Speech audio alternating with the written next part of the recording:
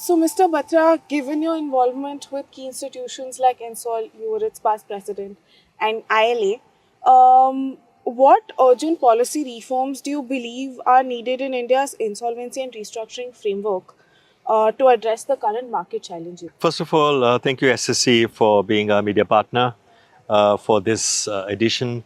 Is I think fourth year in a row, and we are very thankful. We appreciate. As for your question, I believe that it's now almost a decade since IBC was implemented, and it is time that we start talking about the future. We change the narrative. We stop complaining about certain things. The bill that has been tabled in the Parliament in August, which hopefully will become a reality very soon, perhaps by the end of the next month, hopefully, will address many of the concerns that we've been talking about over the last 2-3 years. But we need to stay optimistic, and we also need to look at the future. IBC is not just a short time kind of a thing. Many countries have taken 30-40 years to come where they are today, and it's unfair to expect that India would in 10 years be where many countries have taken 4 decades to reach. And I feel that therefore we need to look at 4 or 5 things in future. And all of these issues, I believe, are aligned with India's goal to become a developed country by 2047. So the first thing I would say is that it's time now to start thinking of implementing the personal insolvency law, the individual insolvency law, because what we need to do is to provide wings to the over 60 million Indian youth, those that are below 30 years of age. And we need to inculcate in them the spirit of entrepreneurship, which means that they need to be prepared to take risks. Risks because if they become entrepreneurs, they try to make their dreams into reality. There are apparent chances that they will succeed or they might fail. And they should not be afraid of failure, because the government should provide the ecosystem through the law, through the insolvency law, that in the event of a failure, the law will treat you with dignity. You will be provided a dignified exit. You will be given a second chance to reconstruct your life, to chase your dreams, try again. You will not be stigmatized. A failure will not isolate in the society, and the lenders will not be able to or be willing to or obstruct any other access to finance for you. Only then we will be able to achieve the goal of becoming a developed country. And that therefore means that we need to provide a robust individual insolvency law. Second, in order for India to become a developed country and to achieve a little over 8% GDP growth, at the rate of 8% over GDP growth, we need to have many engines of growth, and the most low-hanging fruit there is the municipal corporations of India. But because they're the drivers of growth in the urban centers. They are the ones who build infrastructure, give quality of life to the citizens, which is what all the developed nation is about. And for that, they need money.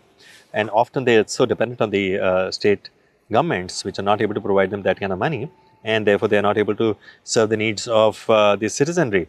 And we therefore feel that there is a need to provide them good, brilliant restructuring law, which gives them access to capital, and therefore that is something which we need to focus on. And the third topic, I won't really take too long on this, is that I think we need to sort of also be prepared to talk about modified universalism, because the way we see the narrative building of territorialism, sovereignty, inward-looking globalization, localization, there's time that we need to sort of understand modified universalism in the right way, so that India doesn't suffer because of this all kind of debate about looking inward from adopting best practices, becoming a global leader, and invite investments from around the world, provide level playing field to the investors from outside and from within the country, and take the mission forward.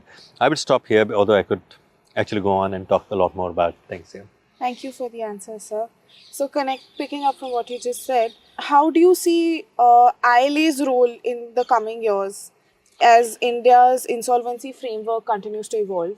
Well, I think ILA is only providing a supporting role to the government, to the various institutions that are responsible for implementing policies. So, by our thought leadership, we present ideas to the decision makers. We support them in taking informed, considered decisions. We provide futuristic views of where the insolvency law should be or might be. We also help in providing market views.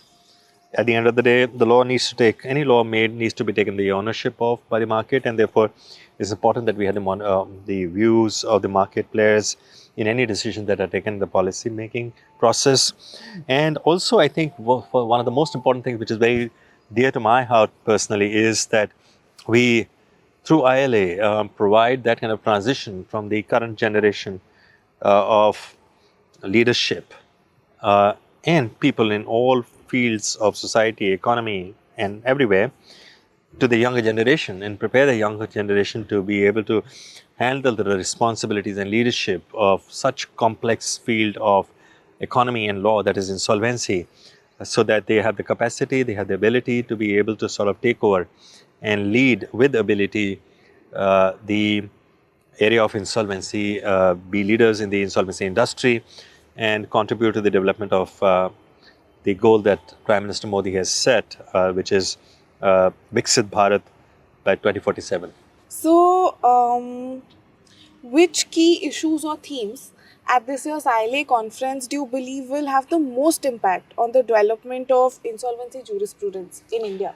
Well, I think I'm actually overwhelmed, and the expectations that I had from this conference are surpassed way beyond my expectations in terms of the ideas that have been generated for future, which we hope will be able to translate in more concrete form through thought papers and help the government in taking decisions.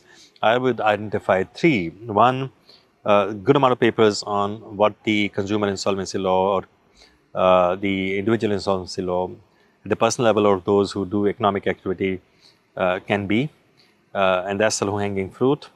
The second, I think, is how do you balance economic aspirations of the people with the responsibility of having a life that is driven by the philosophy of good life through climate preservation, through preservation of so many other things that need to also be appreciated as a part of aspirations that we have on a good way of life. The third, I think, is the space insolvency, because India is investing very heavily in space technology through the private sector. And it's important that we learn the lessons from many other countries in terms of how the distress in the space sector needs to be managed. For the time being, these three, but there are others as well that we're examining. Thank you, sir. Thank you so much for your responses. It is a very insightful interview. My pleasure.